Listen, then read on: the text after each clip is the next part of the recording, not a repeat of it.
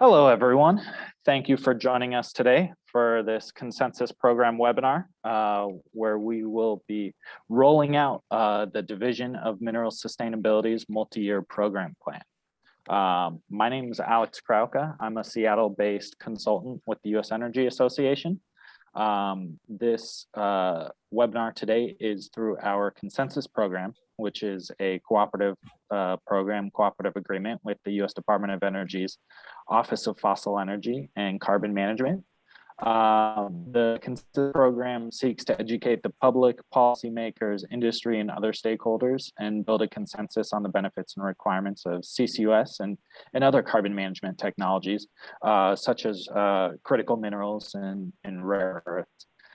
We do this through a series of activities, such as briefings like the one that we're hosting today, workshops, reports, which we will be releasing a series of reports pretty soon here. And we also have a monthly news clips that we put out. If you're not subscribed to our news clips list, please feel free to contact my colleague, Michelle Littlefield at mlittlefield@usea.org. We have a great agenda today. I think it's the perfect length, not too packed, but not too short. We're in that kind of Goldilocks section here. So after my little spiel, I will pass it on to our acting executive director, Sheila Hollis. And then we'll have Dr. Jennifer Wilcox, acting assistant secretary of FECM, give introductory remarks, and then we will have Drs. Sally Greenberg and Steve Carpenter provide us with some lessons from a series of regional critical mineral sustainability workshops that we held earlier in the year. And then we'll have Dr. Grant Bromal, acting director of Mineral Sustainability Division at FECM, give the rollout, the summary of why we're all here today, the multi-year program plan for the Division of Mineral Sustainability. So with that, I'm going to go ahead and pass it on to Sheila. Go ahead.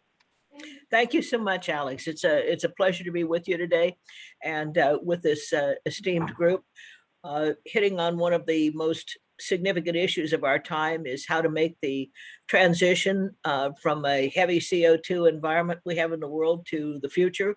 A lot of it is going to involve renewables, and a lot of renewables are going to be directly related to storage and the issues associated with storage. On behalf of the United States Energy Association, it's an honor to be joining you. Just quickly, USEA works in about 104 countries throughout the world, hand in hand with USAID, the State Department, the Department of Energy. And over the years, we have basically started the program of working internationally after the fall of the wall. But since then, we have evolved even further, supporting the initiatives and efforts of DOE, FERC in certain circumstances, Department of Interior, and USAID. We do a variety of programs, both online and in person, when we go back to in person, which hopefully will be very, very soon. And we are fundamentally very committed to seeing into the future, and the future is battery storage and the rare earths and rare minerals necessary to do that in a complex world where control of those rare earths and rare minerals is central. Where do we get them, and how do we deploy them? And how do we deploy them quickly enough to step into the breach as we transition to a lower CO2 environment? So with that, I know that many of you want to hear the extremely substantive parts from the wonderful speakers that we have ahead. And it's an honor. If you want to check out our website, you'll see a lot there, and do follow our weekly news and other news that comes out of USEA, and you can see that there are a number of programs which may be of interest to you.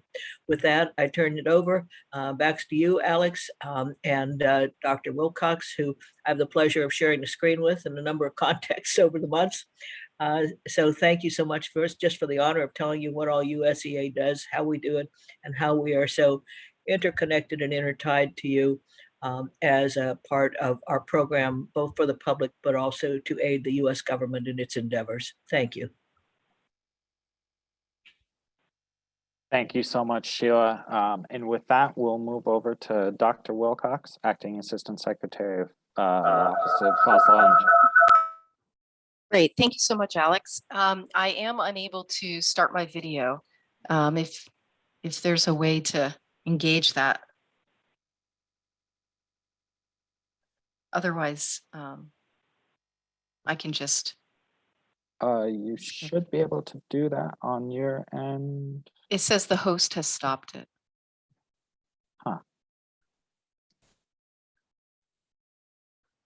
I'm not sure why that is. I'm happy to. Yeah, I would say if happy we can just move go forward. My apologies for that. No worries. If it ends up updating, let me know and I'm happy to try again. And Okay. feel free to interrupt me, no worries. Good afternoon, everybody.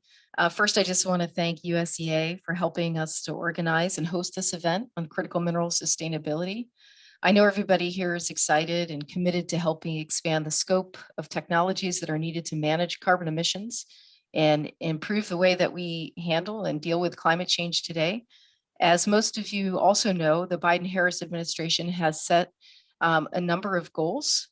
One goal is to cut emissions in the United States by 50% by 2030, which is less than a decade away, to produce 100% clean electricity by 2035, and ultimately reach a net zero US carbon economy by 2050. And as we align our investments and efforts to achieving these goals, we recently changed the name of our office to include carbon management in our title. Oh, there we go. I've got my video. That's great. Thank you. Along with our name change, we're also refocusing the Office of Fossil Energy and Carbon Management to center our work on climate.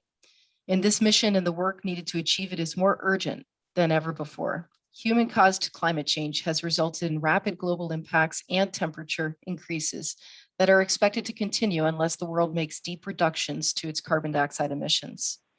And our work on climate is done through an emphasis on the following priority areas in the Office of Carbon Management and also Fossil Energy: point source carbon capture, carbon dioxide removal, reliable carbon storage, CO2 conversion, clean hydrogen, methane emissions reduction, and also critical minerals production. I'm going to give you a little bit of a broad overview of the work that we're doing across our office, and then I'll take a little bit of a deeper dive into specifically the work on critical minerals, which is the nature of the workshop today. Decarbonization is the cornerstone of President Biden's strategy. So we have to look at every sector of the economy, from energy to manufacturing to transportation and the service sector, to truly make a difference. The Department of Energy's budget request for next year is asking for a 60% increase in federal investment in research and development, not just in carbon capture and storage, but also in the conversion of CO2 and carbon dioxide removal from the accumulated pool in the atmosphere. And this is up to $368 million in 2022 alone. In our office, we're leveraging our expertise in carbon capture to invest in direct air capture approaches using chemicals, minerals, and even biological systems to pull CO2 out of the atmosphere, a method broadly known as carbon dioxide removal, or CDR. After capturing the CO2, it has to further be managed towards storage to ensure that it doesn't re-enter the atmosphere. And some products can lock CO2 away permanently, like carbonate rocks, which can be used as feedstocks for building and construction. But other products like synthetic fuels can lock CO2 away, but just temporarily. But they also come with the benefit of lessening our reliance on crude oil extraction and refining to make these same products. For producing synthetic fuels and chemicals with CO2 as a feedstock, the sourcing of low carbon hydrogen will also be critical. And there's significant potential for applying carbon capture to help advance a cost-effective and low carbon hydrogen economy. And we're looking beyond the idea of drawing a box around a unit that emits carbon. We're also just drawing the box much bigger to include the supply chain that goes into these units.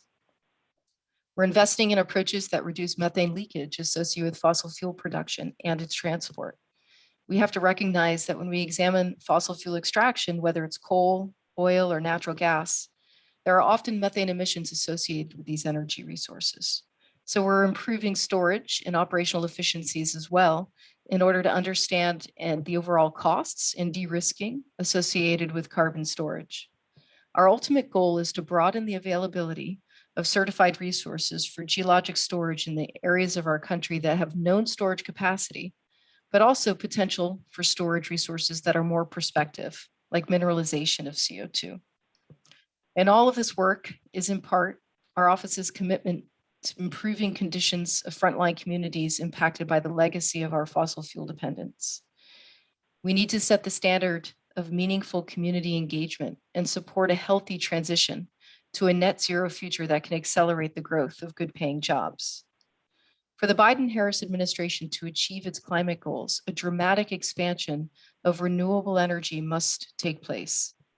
And for this expansion to be successful, supply chain security for critical minerals and rare earth elements will be essential. Our Office of Fossil Energy and Carbon Management, as I mentioned earlier, is also focused on the extraction of critical minerals and rare earth elements. Our office formed the Mineral Sustainability Division in January to direct R&D exactly on this area and also to look at carbon ore to products. And this effort has put us in a position to support all of our high-level goals to accelerate the production of these critical feedstocks. And our country will need these materials to build the domestic supply chains that will make the clean energy transition possible and meet our net zero targets in 2030, and 2035, and mid-century. Unfortunately, America's import dependence for many of the minerals and metals needed for clean energy and decarbonization has continued to increase dramatically over the past 30 years. Magnets, catalysts, and ceramics will be needed for wind and energy storage systems as we increase renewable energy's penetration into the grid. And rare earth elements like dysprosium, neodymium, and yttrium are needed to make these products. We'll also need elements like germanium and iridium to build solar panels, and lithium and cobalt to build electric vehicle batteries. And as the electric vehicle fleet increases, we'll only become more dependent on sourcing these elements. And we must ensure that mining occurs in an environmentally responsible and safe way. This task will be significant, and we can't underestimate how much work it's going to take to succeed. And to give you a sense of the potential demand for critical minerals in the next 2 decades, estimates show overall supplies must increase by at least 4-fold by 2040 to meet our climate goals and even more for certain mineral supplies. For example, the demand for lithium may increase up to 40 times by 2040. The demand for graphite could increase 25 times, cobalt 21 times, nickel demand could grow by 19 times. To meet this demand, R&D is going to be needed that allows for innovation in supply chains. The Department of Energy is investing in a 3-pronged strategy to strengthen critical material supplies by diversifying supply chains, developing substitutes, and improving reuse and recycling. Such innovation could reduce the environmental impacts of production and shift the industry's paradigm from end-of-life disposal to a paradigm of restoration.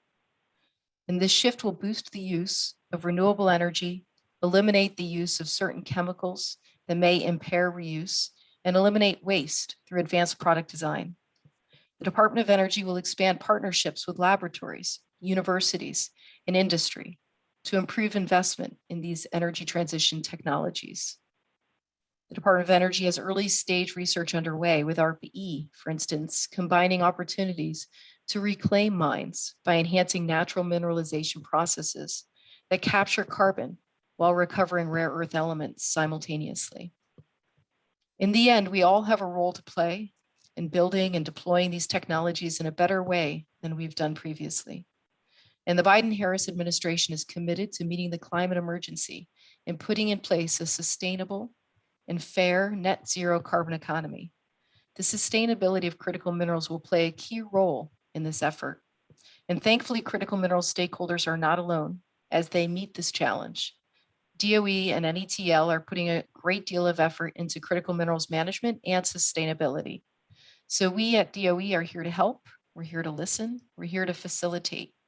And so thanks again for inviting me to join you today, and I'm looking forward to the discussion. Thank you so much, Dr. Wilcox, and thank you to your office for leading the efforts to accelerate the production of critical minerals needed for life in the 21st century, our national security, and our accelerating efforts at decarbonization. This work is just so incredibly important, and we're really thankful to have you on board. With that, I'm going to pass it over to Dr. Steve Carpenter and Dr. Sally Greenberg to give a summary of the 4 regional critical minerals workshops and national laboratories workshop that we held earlier this year. Thank you, Alex. Appreciate that very much. Appreciate USEA and DOE's invitation for us being here. As you've indicated, we're going to present about 22 slides. Also want to acknowledge your work, Alex, in helping us get this product delivered. Sally's going to set the stage and context, and I'm going to talk about some things on the back end. So with that, Sally, you want to start us? Sure, if you want to move to the first slide. Thank you. Good afternoon, everyone. It's a pleasure to be here today to talk to you about some preliminary work that Dr. Steve Carpenter and I did in conjunction with USEA to lay the groundwork for gathering data in a new way as a function of the pandemic. These series of 4 regional workshops and 1 workshop with the national laboratories was in the works early last year, and then we needed to do a redirection of a way to engage and gather information. So with USEA, we designed a set of workshops with the goal of creating something that was unique and engaging while doing it still via Zoom. And yet each of the workshops was to maintain some sort of regional focus, which then would provide targeted information to the Department of Energy. So what was done was there was a series, as I've said a few times now, of 5 workshops. Each of the workshops contained presentations and discussed at that time the open request for information, critical minerals and rare earth elements that was issued by the Department of Energy. We had over 300 participants in the 5 workshops, and I'll break that down a little bit in the next few slides.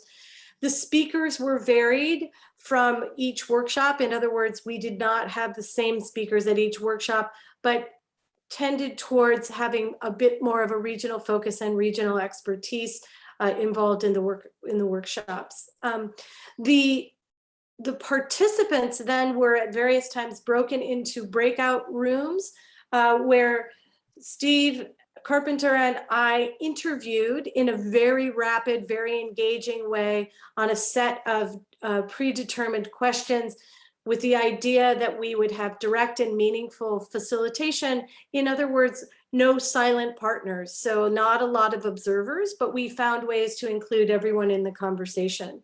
We then took transcripts from those breakout sessions and analyzed them for themes and interesting quotes. You see some of those here about the actual workshop itself, one of the best meetings I've attended all year. And I've been thinking a lot about these things over the past year, and this was a really well-organized event. I think having questions that you had really gave some direction. So just about the process, but we took all of those comments and distilled them into meaningful information, which then was put into a summary report. And then we also provided opportunity to reconnect with participants in the workshops if they had additional information or input that they wanted. And then all of that was delivered to the US Department of Energy. So the 5 workshops were we started in the West and moved all the way to the East, and then back to the Gulf Coast and the Midwest Plains region, as you can see here at various dates, spread out enough so that we had time to organize and collect participants who were by invitation. And then we had the final workshop with the national laboratories in March of this year. Next slide. Thank you, Steve. As you can see here, This is just an overall breakdown of participants, pretty equally distributed for each of the workshops, averaging at least 50, maybe a little bit more in some regions. Next, please. And what we also did was we had polls during the workshop so that we could ask questions of participants to try and get additional demographic information or insights into who was in the audience. And so one of those poll questions was to ask people at what part of the supply chain that they operated in. And you can see here end users, extraction and separation, materials processing, mining, policy and government, resource characterization, other, and of that sort. So this particular slide represents 121 participants. There were 272 participants registered. We estimate that over 300 people attended between the Department of Energy, USEA, note takers, facilitators, and the actual participants. So about a response rate of 40% responded, and this was for the 4 regional workshops. If you go to the next slide, this shows the breakdown, thank you, for the national laboratories. So this is about, again, 40% of the 50 or so participants in that workshop. And you can see here primarily extraction and separation and policy and government, with a little bit of materials processing and other, and 1 person in resource characterization. Next, please. So another poll was generated to ask where people thought the supply chain needs were with respect to research and support in the critical minerals rare earth element arena. And they were allowed to choose more than one category. So as you can see here, the majority of people thought more work is needed, or especially needed in mining, extraction and separation, and materials processing. And we'll dig a little bit deeper, no pun intended, into the mining aspect of things as we go forward. Thank you. Another poll focused on level of awareness, or the perception of level of awareness within particular regions regarding rare earth elements and critical minerals. And so this just gives you a concept of the majority, excuse me, of participants were aware of what the assets were. Some were unsure, and some unaware. Thank you. Next slide.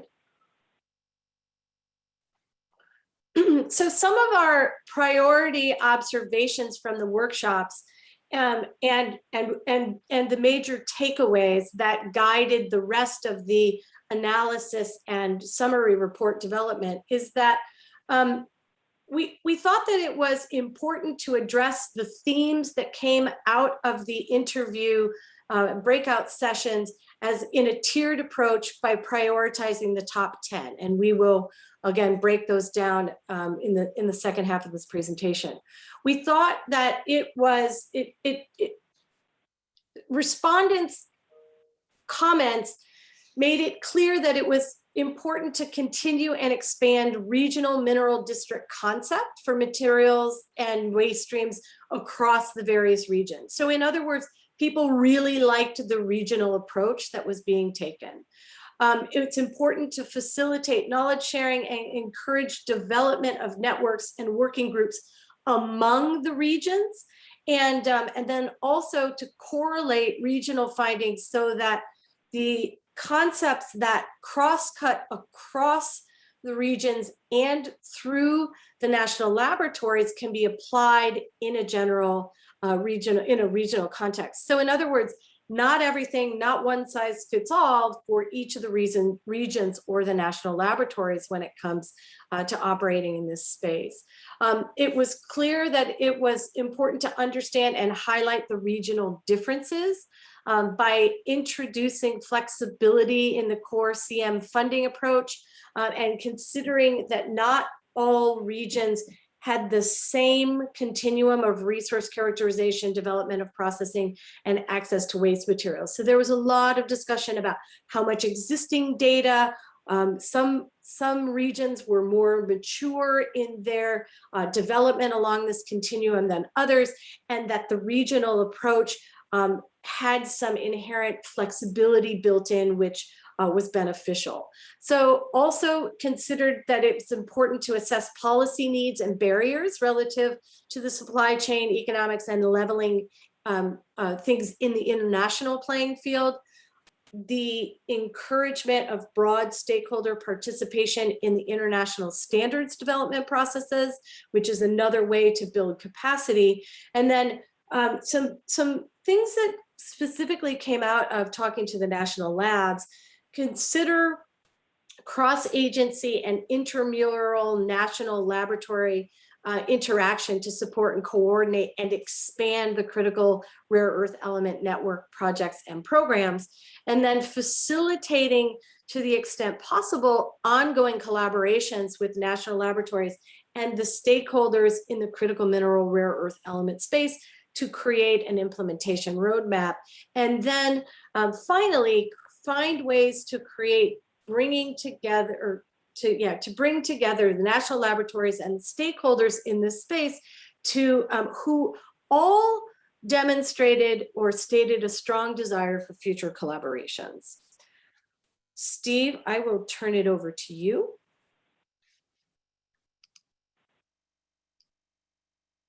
Fine. Sorry, I had to find my unmute button. I apologize for that. Thank you, Sally.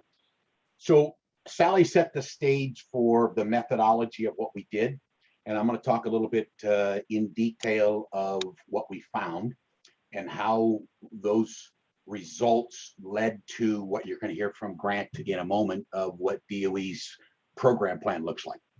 So as Sally indicated, we used a tier approach. We had about just shy of 100 themes that came out of these workshops. We prioritized the top 10. You see a word cloud here in front of you that we're going to present in a couple different ways. This is another graphical way to present the top tier, and you can see why we chose the top 10 as opposed to the top 7 or the top 20. They had a significant statistical relevance for what we were talking about and what the participants wanted to engage in. So we cut the first line at 10, and we did analysis on all 3 tiers.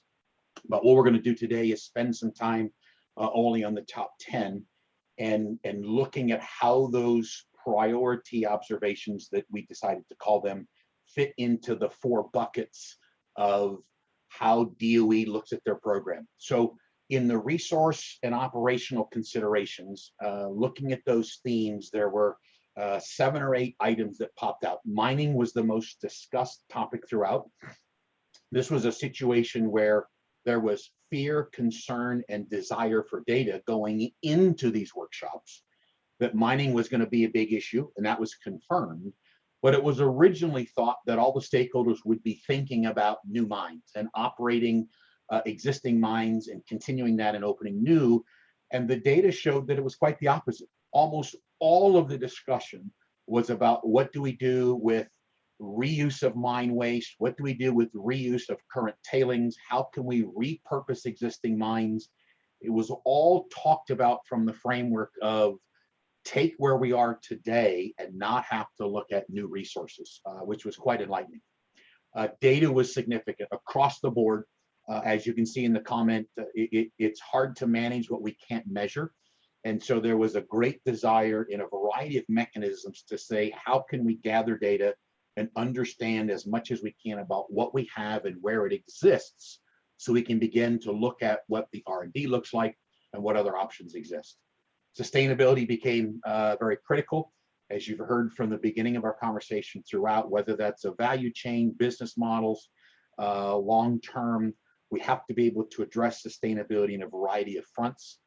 Waste and technology is very important. How are we going to process what we currently have? How can we look at improving the extraction and separation of the current resources we have? How do we educate the stakeholders?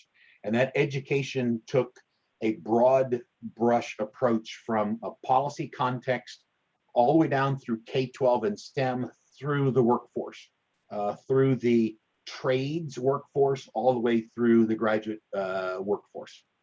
The federal government had a role to play. There was an acknowledgement by all stakeholders that our government is going to play a role in organizing across the whole of government, and identifying where significant risks are and helping to de-risk or address those issues where government ought to do those things. And then a significant discussion about economics. Again, a very broad discussion about bonding and production and market considerations through property rights and the international role. What happens when we have an unlevel playing field as we do currently with China's significant role? Another presentation of what that data looks like. Many of you may have seen the graphic on the left. The graphic on the left came from DOE's RFI that came out during the middle of this process. And our role was to look at those 4 areas, the 4 topic areas, topics A, B, C, and D. And what you see on the right are those top ideas, those top priorities: mining, data, sustainability, and where they were discussed and where they fit from a matrix standpoint relative to those 4 topics. And you can see that for most of the cases, there was quite a broad application across all 4 of those topic areas. They're going to continue on looking at the regional focus, as Sally had indicated from a high level, continuing to expand the regional mineral districts. There is experience historically with the regional carbon sequestration and partnerships. There is experience with the Bureau of Mines and the Bureau of DOI and BLM, that we have regions. And so stakeholders know how to function within regions, but that there has to be a way to both expand that and talk across regions. Knowledge sharing was significant. How do we get what's known in certain regions shared amongst the others so that everyone can take advantage of that work? 4, correlate the regional findings from a cross-cutting standpoint. And I'll talk a bit about this in a later slide, but folks shared things as silly sounding as speed dating, of how can we get folks to understand what we're doing here and for us to understand what they're doing there, highlighting and understanding the differences, and to be able to deal with a non-cookie cutter approach to funding. When one thinks about a TRL level for the application of that TRL level to FOAs, there was great discussion across the board that we're not all in the same place, that we may have a technology that isn't as far developed, that we may be hindered by the current one-size-fits-all. So there was a request to consider flexibility in the funding so that there could allow for multiple technologies at multiple stages in this continuum to move forward. We also found that the regions had characteristics. They had their own identity. The Western region has a very strong active mining focus. And as a result, they felt they had a good handle on what their inventory of what's underground, what's ex situ above ground, and that they could get their hands on the things that they knew about. The Eastern region had a significant experience in coal. So they have a focus on coal and waste streams. The Gulf Coast wanted to consider offshore, but believed that was likely a non-starter. They have obviously experience and expertise in the offshore, but didn't feel that was a place to begin. They perceived that they had a lack of data. They perceived that they were behind the other regions and were going to rely and had relied heavily on the USGS and their Earth MRI project. Midwest and Plains felt very comfortable about their existing resources. They do have a pretty significant, especially in the Plains region, a mining history. They do have a good understanding of where those assets are. And they happen to be the best presenters. It was quite ironic that each of these 4 regions seemed to have characteristics that came forward. From an international standpoint, you've heard several topics discussed, that there needs to be an understanding of where we are from a policy standpoint. What are the barriers that are hindering supply chain economics? And how is it possible to make the playing field as level as possible.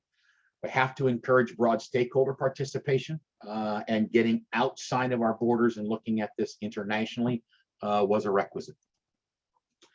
The last three are identified here. How do we further consider a cross-agency or extramural? And this was where many folks at the lab brought up the analogy of speed dating. Is it possible for us to have a website that says these are the things that we're working on? These are the things that we have in process, and share them with this group of folks so that others could understand both A, what's on the table, and B, where they are in the continuum, so that there could be matchmaking done with private industry and other stakeholders to find those partnerships that are best suited for understanding, getting along the process in the TRL level and the FOA process to facilitate the continuation, of a roadmap.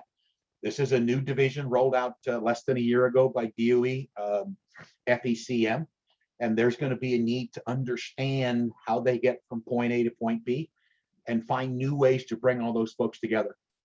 Many folks reference the Bureau of Mines and the success that the country has had historically with the things that Bureau of Mines did, and that relying back on that as an example of how this new division could going forward.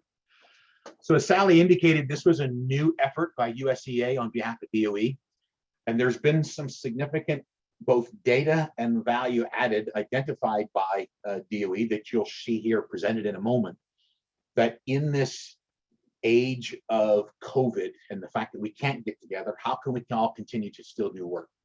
And some of the points that arose from this effort of these 5 workshops is DOE is likely the right entity to lead this effort. They have the ability to ask questions and drive integration across the whole of government. They can rely on the experiences of their regional partnerships that they have had in the past and help fill in what the Bureau of Mines used to do. And so they can best lead the who, what, where, when, and why. They have the ability with the new Division of Mineral Sustainability and FECM to communicate within and across the whole of government. These workshops were successful. This was a DOE idea implemented by USEA to try and find a way in our COVID time to not to do anything. While it was very successful, it was successful to a relatively limited group of stakeholders because it was invitation only. The next desire is to expand that beyond invitation only, i.e. today, and get beyond to a larger stakeholder group so that we can continue to collect data, to continue to understand stakeholders' requirements and continue to build out those gaps so the roadmap can continue to be developed. Obviously, we've talked several times about the Regional Carbon Sequestration Partnership working groups. That's a good model that can help be applied to this new Division of Mineral Sustainability going forward. It has some new pieces that aren't normal to the RCSP. That is the international standardization. There'll be a significant data collection piece that has to go out there. And obviously the best practices have been created by the RSCP group and continue to can affect and suggest what's happening here. Lastly, they confirmed the high value of this approach and the continued use of these going forward, and find out when is the best to use these and when can we get back to face and how can we continue to use both so that we don't lose this momentum going forward. This is a long-winded way to say that these workshops led to the summary report, which USEA presented to the Department of Energy, the Division of Mineral Sustainability. That report influenced the RFI, and the RFI and all the data that came from these efforts influenced the multi-year program plan, which you're going to hear from Grant here momentarily. And with that, I will pause and thank you for your time and pass it back to Alex. Thank you, Steve and Sally. It was great working with you on these workshops, and I really look forward to building on that great work. Next up, we have Dr. Grant Bromhall to present on the subject that's really brought us all here together today, and that is to present a summary of the multi-year program plan for the Division of Mineral Sustainability. Thanks, Alex. Can you see my screen? Yes, we can see it. Okay, great. Yeah, so thanks everyone for joining us today, and really appreciate the opening remarks from USEA and from Dr. Wilcox and from Steve and Sally. I'm going to talk about the culmination of the things that you heard from Steve and Sally that we've pulled together within DOE and FECM over the last several months. Hopefully, if I do my job well, you will see very clearly a lot of the themes that were identified in the presentation you just heard in the plan that we're moving forward. But first, I need to make sure I thank and acknowledge the members of the Division of Mineral Sustainability who are all with us today, except maybe Sarah. Sarah is on a detail at the White House right now, but Tracy Radasta, Anna Wint, Evan Granite, and Savannah Rice. And there are countless others who work at NETL and who have been a part of these different regional workshops that we got input from, and just want to acknowledge everyone for the contributions to what we have here today. Just to reiterate the challenge, or one of the challenges that we're facing is that domestically right now we have a lack of supply chains where if you look at the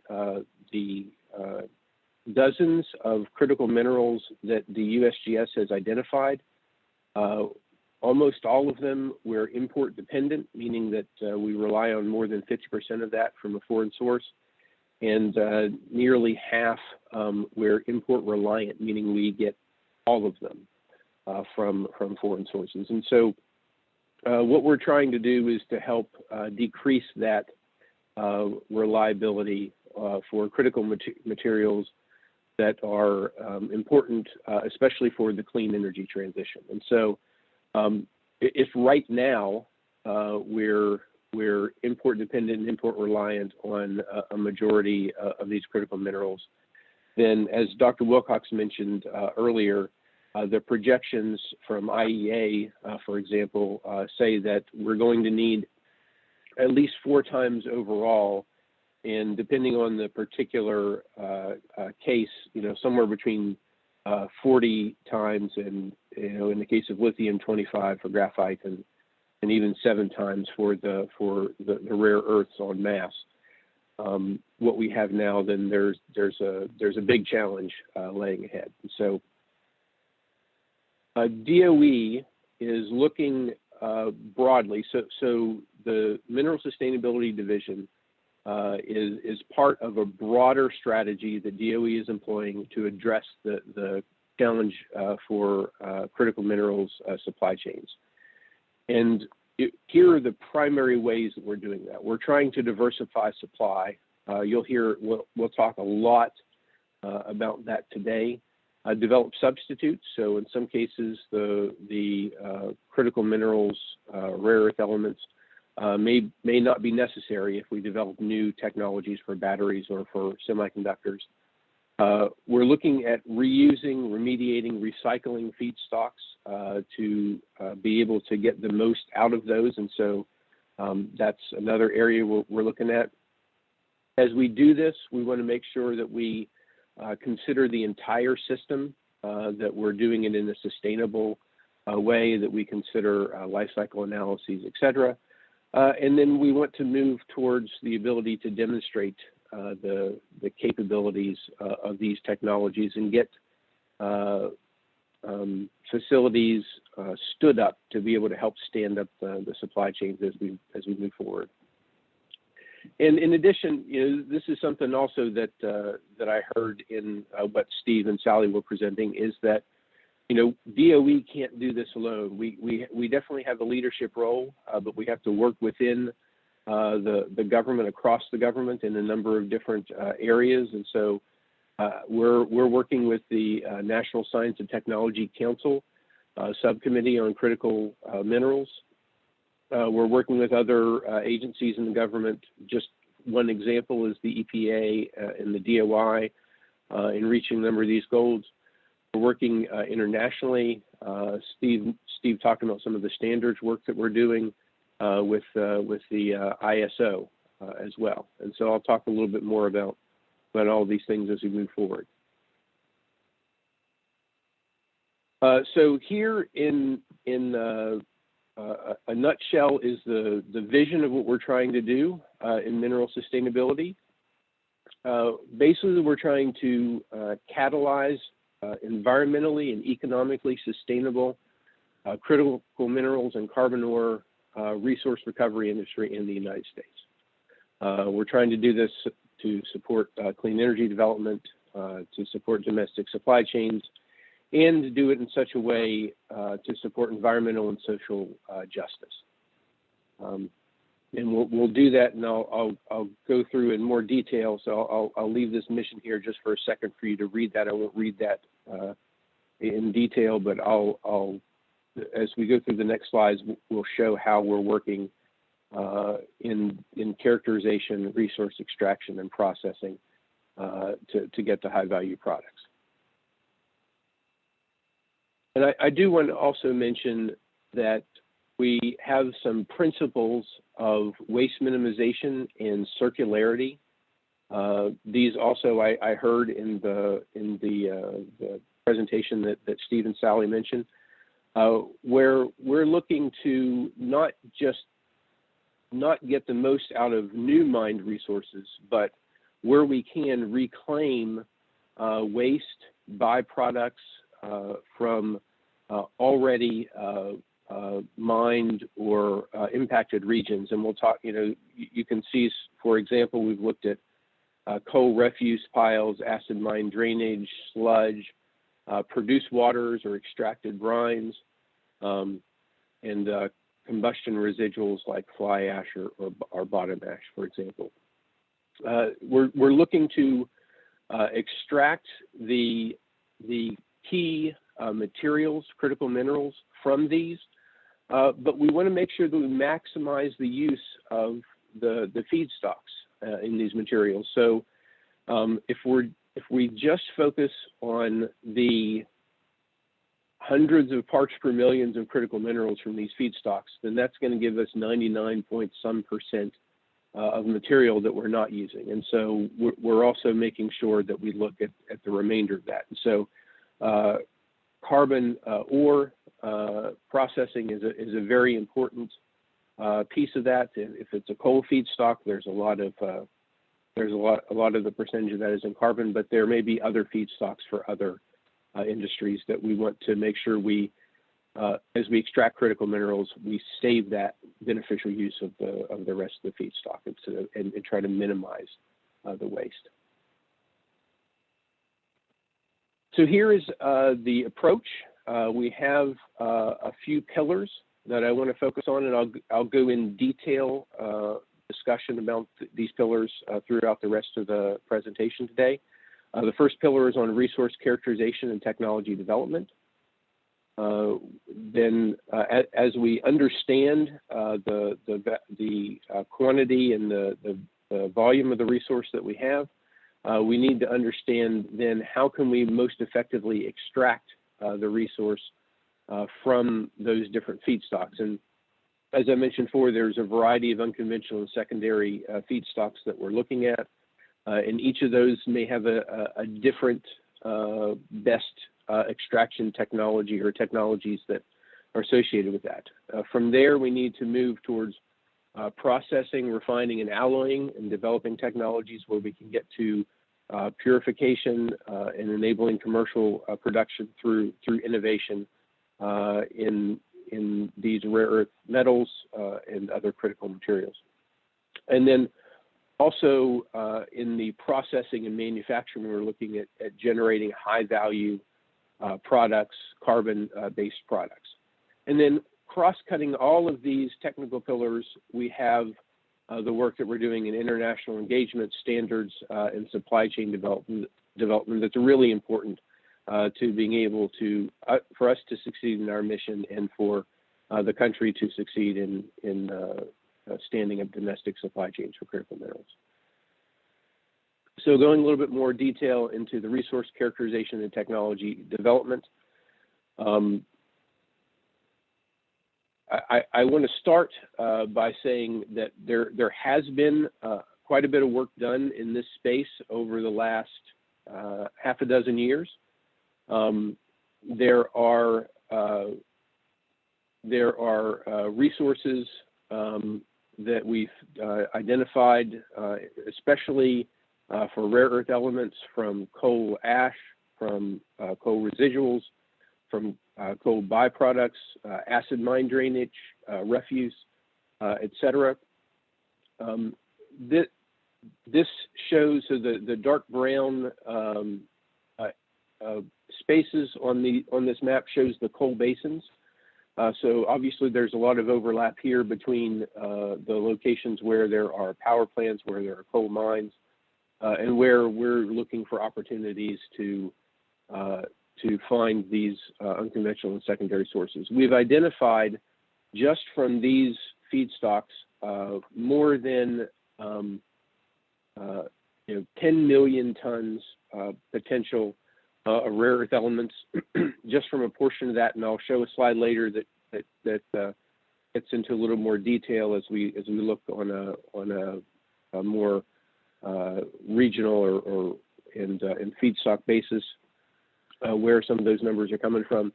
But the potential is very high. In addition to the coal-based feedstocks, there are a number of other abandoned mines, hard rock mines that have lots of mine tailings that are, again, just sort of sitting out there on the ground, and there's an opportunity to extract and process the critical minerals from those, and maybe in some cases even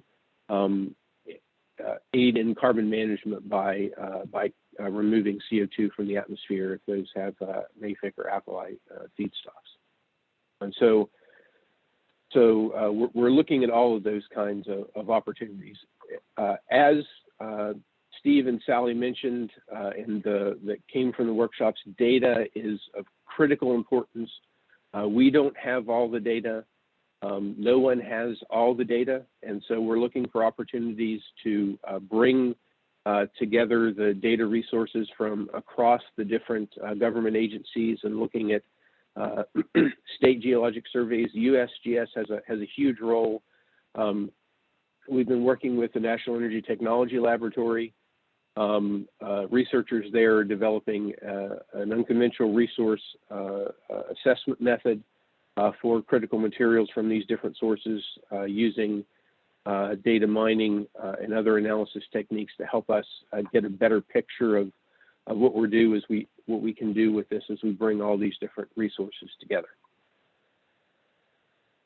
Additionally, we have the core CM regional initiatives. I think many of you have heard of these. This is an extremely important role or series of projects for the work that we're moving forward. These are regional initiatives. Again, that's another theme that we heard from Steve and Sally's presentation. What we're trying to do with these is to build coalitions within the regions.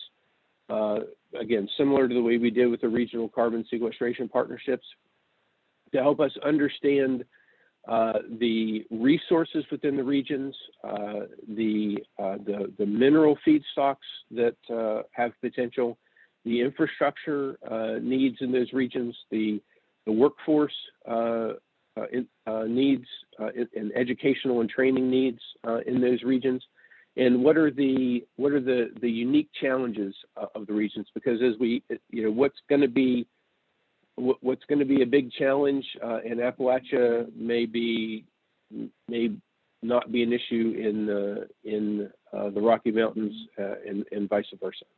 And the Gulf Coast is going to look very, very different as well for a number of different areas. And so we're looking to understand, we're looking to use these core CM projects to help us understand better what the challenges are, and that can go to permitting, it can go to a number of other things. We're looking to set up regional innovation centers based on a broad coalition of industry, national labs, academia, and other stakeholders to help catalyze the development of clean energy jobs in these regions, and help educate the next generation of workers for helping produce critical minerals. So moving on to the second pillar, sustainable resource extraction. And what we're trying to do in this space, so it's a challenging problem in many cases to get the minerals in a sustainable way when you have such low concentration feedstocks, and in a cost-effective way. But nonetheless, one of the things that I'll show you is that we have been able to demonstrate a success in this area already for a number of these different feedstocks. So we're able to move forward from here, and we can do it technically. We're looking to demonstrate that we can do it economically, and we're bringing new approaches like machine learning, artificial intelligence. We're looking for opportunities to bring multiple similar feedstocks together. We're looking to integrate with carbon capture removal, and we're moving. We're not just looking at coal and coal byproducts, but we're looking at produced waters and mine tailings from other resources as well as we consider extraction technologies. In a number of cases, the technologies where we've looked that have been used for coal waste, very similar extraction advances in extraction technologies can be used on some of these other unconventional and secondary feedstocks, and we're looking to make that happen where it makes sense. So here's an example. So this, when I say we've demonstrated success, here is one of the key areas where we have demonstrated success within these 4 different projects that I show here, from 4 different feedstocks. The PSI using coal ash. The WVU is looking at acid mine drainage. University of Kentucky is looking at coal refuse, and North Dakota is looking at low-grade lignite. And they have been able to, from bench scale up to small pilot scale, now most of them are demonstrating high concentrations of rare earth elements from these different feedstocks. So we've shown that we can extract these from the different feedstocks. In terms of what we're trying to do as we move forward in the extraction technologies, we want to develop and validate the new extraction technologies for the different feedstocks that I've discussed. For up to now, we've primarily because we're trying to help catalyze the development of sort of quickly moving facilities that can extract and produce rare earths. We've been focusing on conventional technologies that we can optimize or advance from where they are. But we're looking for the future to catalyze the development of transformational technologies that can help us reduce the number of toxic chemicals that we use. Some examples would be targeted extraction, where we're using some of these different techniques to remove lower concentrations of the material that we're not interested in, and target the critical minerals, novel filters and membranes for aqueous solutions, and the application of machine learning technologies to help us improve and speed this up. We want to make sure we combine, in many of these cases, we're combining remediation and extraction. So these are, we're trying to reclaim land or water resources, and in doing so, pull out the critical minerals, carbon ore, and maximize the value of other byproducts associated with that. And we want to generate best practices to help us prioritize which of these, we're not going to be able to develop all of these different unconventional secondary resources. So how do we prioritize the ones that are going to be most viable moving forward? We want to look at that. So moving on to the next pillar in terms of critical mineral processing, refining, and alloying technologies. I want to mention this. So from those small scale pilots that I mentioned before, we have demonstrated that we can produce significant volumes of highly pure rare earth oxides. So just from the small number of feedstocks that we've looked at, this is by no means, so as we go through the core CM projects, they will help us understand the variety of resources in those regions. But as we look at the ones that we have that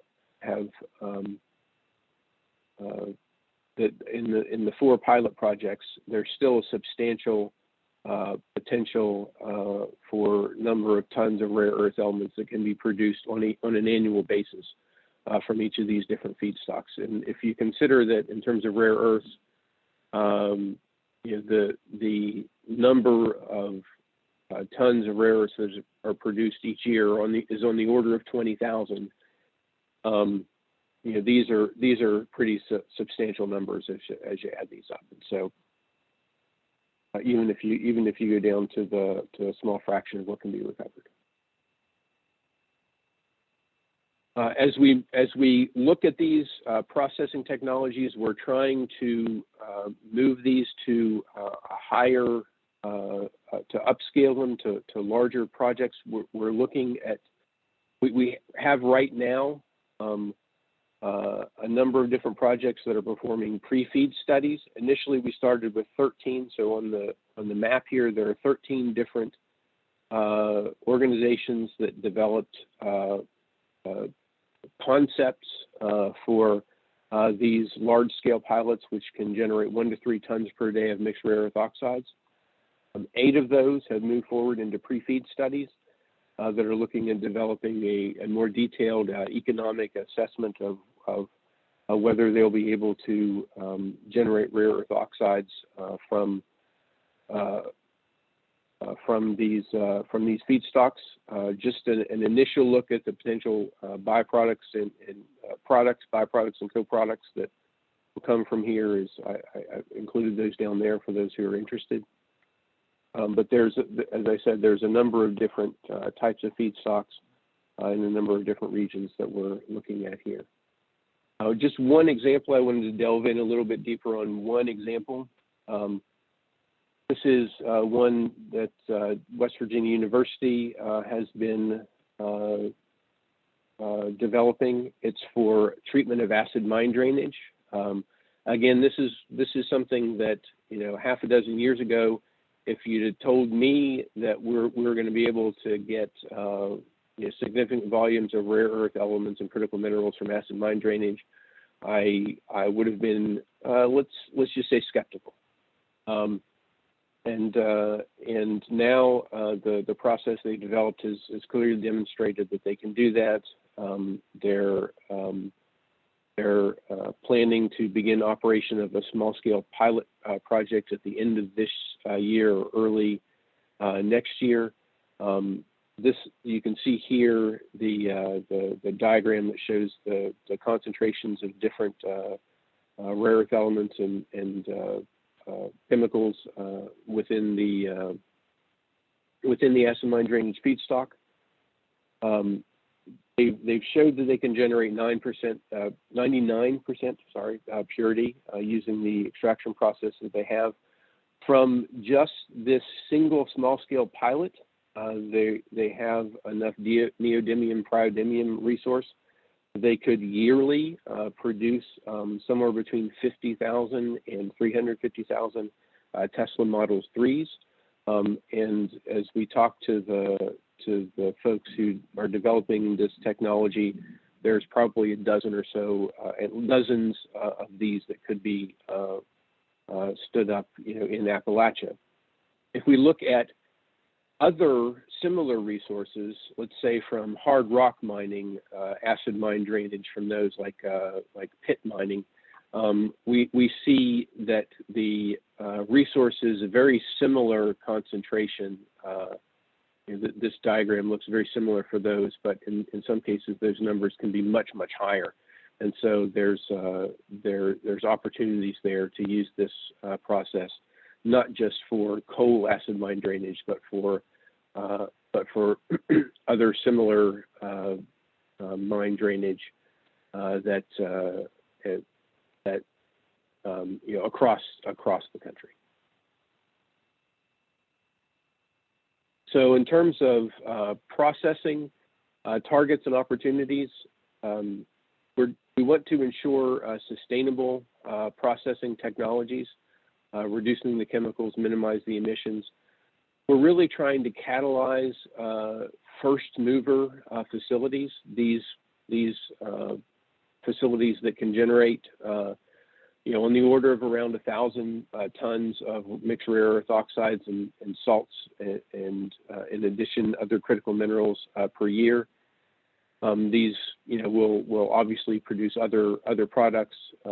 In these first mover facilities, we're trying to convert commercial technologies for use. At the same time, we're looking to develop transformational technologies and validate those that can be incorporated into a next generation of large-scale projects that can move forward in the future. So something that I think it was Steve that mentioned before. One thing we'd really like to be able to do is to set up something like a dating service for companies across the supply chain, and for the technology developers like the national labs to help bring different groups together to meet the needs of the different players in order to catalyze the supply chain development. And so now moving on to the flip side of this processing, looking at carbon ore and processing manufacture of high value carbon products. So one thing to note is that graphite is critical to the future of the energy transition. We imported tens of thousands of tons of natural graphite in 2019, and our domestic production is pretty much nil. That hasn't always been the case, but we're essentially reliant on other parts of the country. And graphite, as most of you know, probably is very important in the battery materials. And so we're looking at opportunities for not just natural graphite, but looking at synthetic graphite to get to quality standards to replace the natural graphite in different cases. We're looking at the different resources. So again, data is of critical importance in understanding our resources in the carbon ore space and optimizing the use of the carbon ore beneficiation, extraction, processing, refining, manufacturing technologies across the scale. And so a number of the different products that we've looked at we have shown here. Next generation construction and infrastructure materials. This is probably the highest volume potential for high value carbon products moving forward. So you can see some building materials here, but other high value and some really important products that can come from coal and coal waste are carbon fiber materials, for example, nanomaterials that like nano dots, for example, and opportunities to improve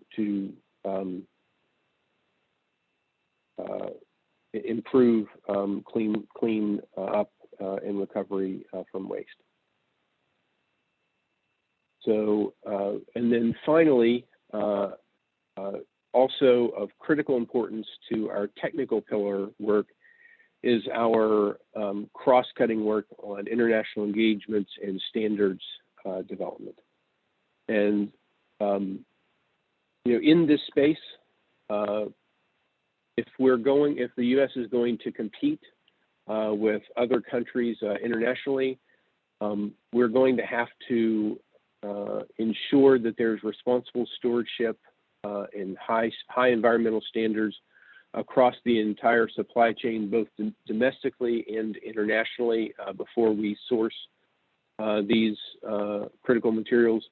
We're engaged with the ISO efforts in the technical committee for rare earth elements. We have a strong engagement there, helping to develop sustainability standards for rare earth elements. We're also in the lithium, ISO 333 for lithium, and sustainability proposal was put forth by the U.S. Recently. Additionally, we're working with the State Department, with the international engagements part of DOE, and to engage with other countries on international relations to understand what are the opportunities to coordinate internationally. If we look at the major challenges and needs that the demand of critical materials that we expect to grow in the future, this is probably something that we can't solve on our own. So it's really critically important that we engage internationally on that. Additionally, in terms of standards domestically, we've been engaging with other parts of DOE and with the EPA on standards for the purchase of electronics for procurement across the government, and incorporating sustainability and critical mineral standards in those as well. And so I just want to leave you with some links on where you can find additional information that you can find. So the detailed program plan that I tried to outline today, you can find on the USEA website, but you can also find it and more information about our division from this link, and then more detailed information about the rare earth element, critical minerals, and carbon ore programs you can find at NETL as well. And with that, I will say thank you very much and look forward to questions and discussion.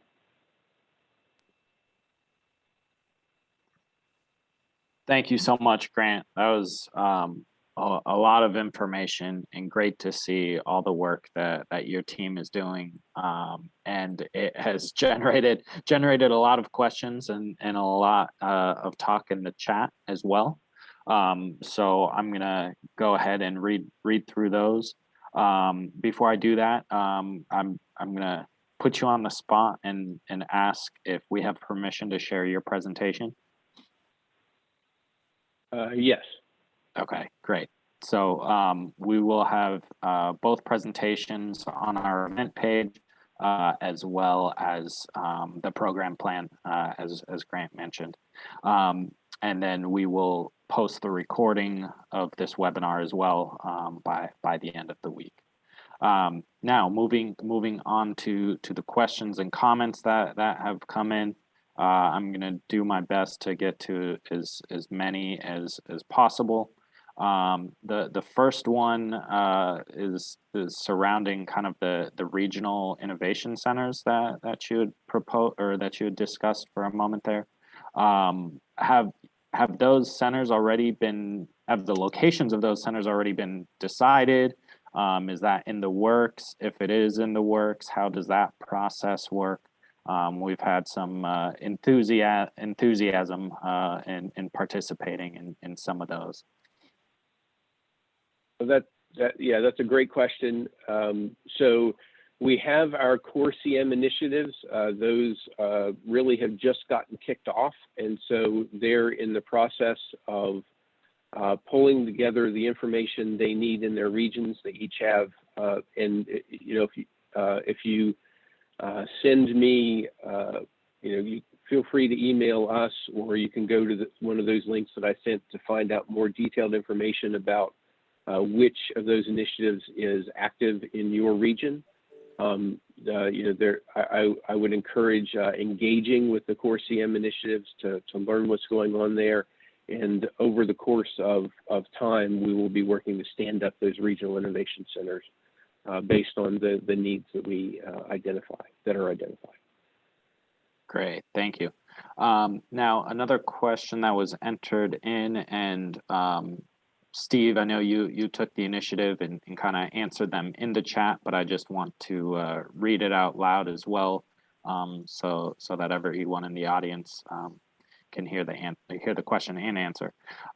So the question asked if the workshops identified that the lack of financial instruments such as spot and futures contracts was a hindrance to establishing a robust and sustainable supply chain.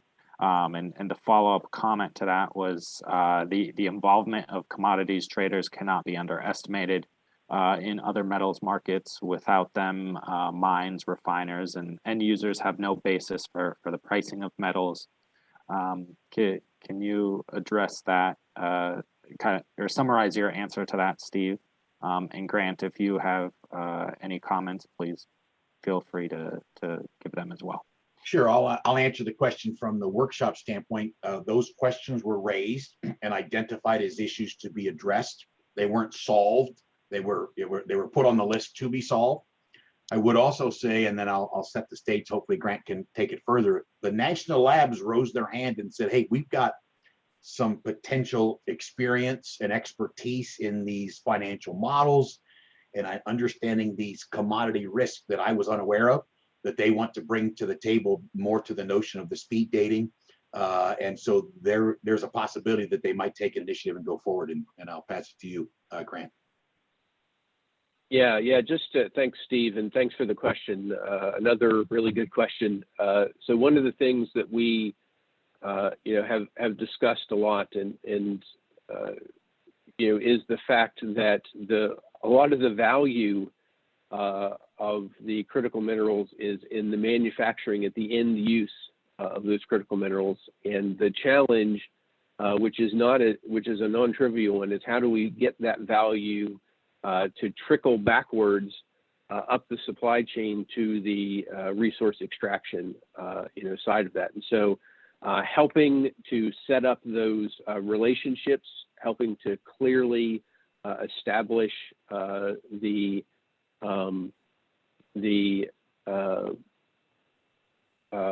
opportunity there and try to bring that value up. The other thing, is that, as I mentioned before, this is a cross the government, U.S. government-wide activity when it comes to trying to establish these critical mineral supply chains. And so there's engagement with the Department of Commerce, with the Department of State, with a number of different organizations within the government to help us do this more effectively. There is an executive order 14017 put out in February, where this was identified as an important need to be addressed, and so it is being looked at, and we have a piece of that, and we're trying to help work within that system to do it. Got it. Thank you, and great to hear that reiteration of kind of a all hands on deck approach from the government in tackling this. Another question we have here, which I found pretty interesting. Has a comparison been done with the auto catalyst industry to understand the interrelationships and hierarchy of technical and economic drivers? I'll answer that similarly as we did before. I apologize, Grant. Those questions were raised in these workshops, and those questions are being wrestled with right now in TC 298 and 333. Those are people are getting in the weeds today about how we deal with that and how we address that. I think Grant can have some more specific information on how the US is dealing with that. So I'll turn it over to you. Yeah, no, thanks, Steve. That's you know, one of the things. So in looking at this, one of the things that we're doing that, again, that kind of came from that executive order is looking at different supply chain needs that are moving forward. And so the different catalysts, we're trying to identify what the needs of those are going to be and what the challenges are going to be with enabling them and what they're going to be used for. And so, and then looking to identify policies within, you know, that the government can recommend that can be stood up to help enable those to be produced and generated. Great, thank you both for that. This question I think is just for you, Grant. Will the programs of the CM division fund projects on mining technology development in the future?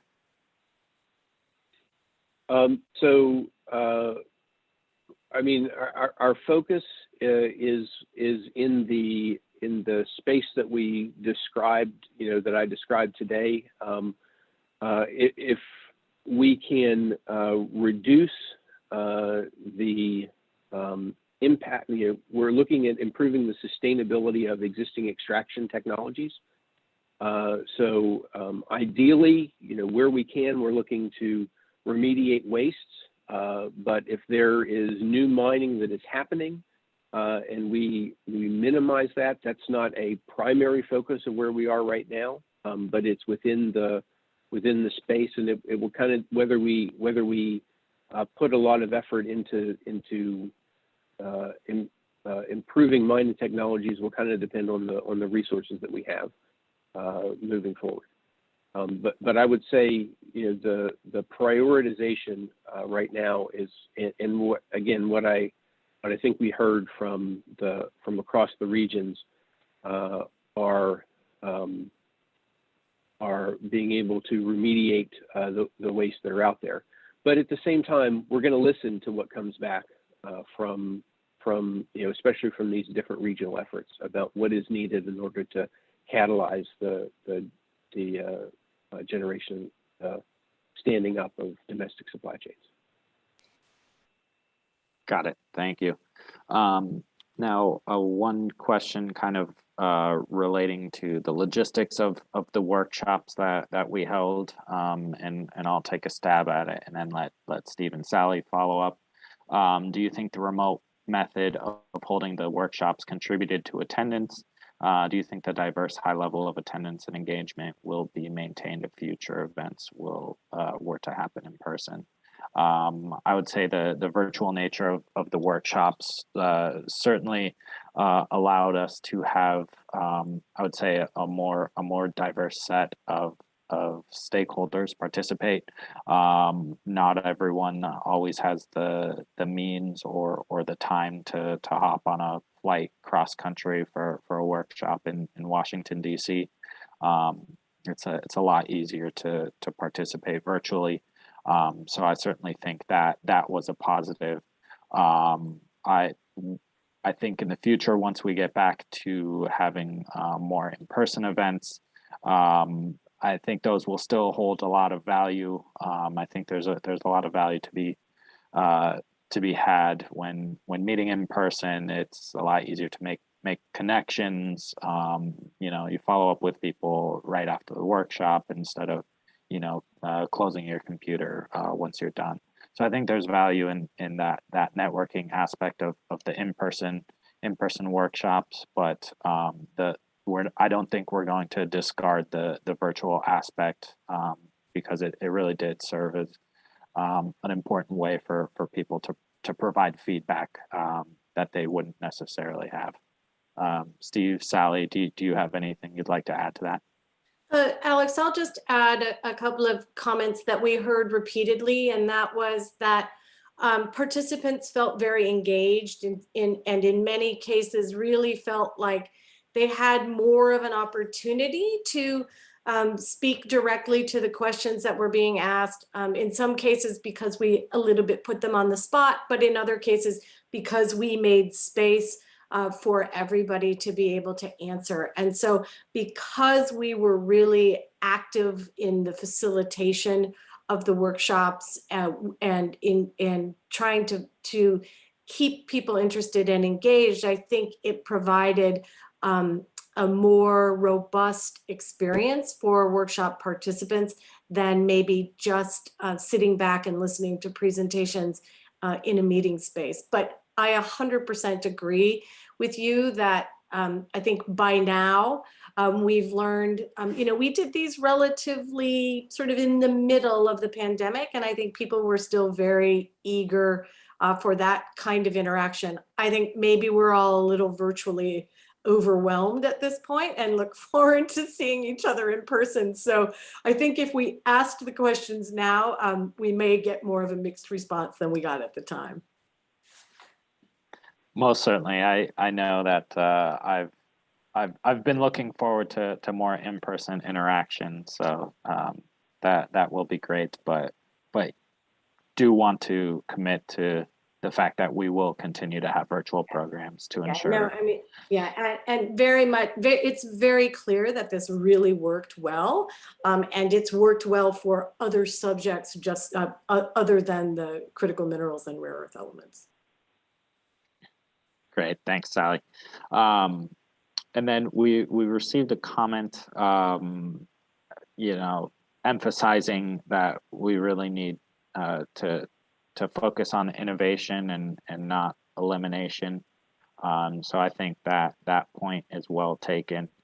And I think that is the beauty of the US and the energy industry in our nation is it's full of innovation. And certainly one of the reasons I love being in the industry. So thank you for sending that in. It looks like we have pretty much gone through most, if not all, of the questions, comments that came in. Again, to reiterate, the presentations and recording of this webinar will be posted on our events page. Presentations will be up today. And the recording should be up tomorrow or by Friday at the latest. I will include that link in the chat here for everyone. So seeing that we have no more questions or comments that came in, I just want to say thank you to everyone for joining us today. Thank you to all of our presenters today. This has been a really incredible hour and a half. And we hope that it's been useful and valuable for you as well.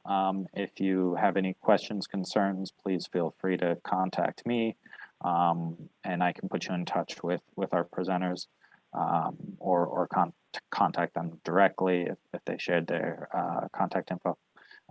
So with that, thank you all and have a good rest of your day. Many thanks, Alex, and for our wonderful panelists. Outstanding, informative, highest possible level, and done in a period of time that is accessible and enjoyable. Thank you. Great. Thank you, Sheila, and thank you, everyone. Have a good one. Thank you.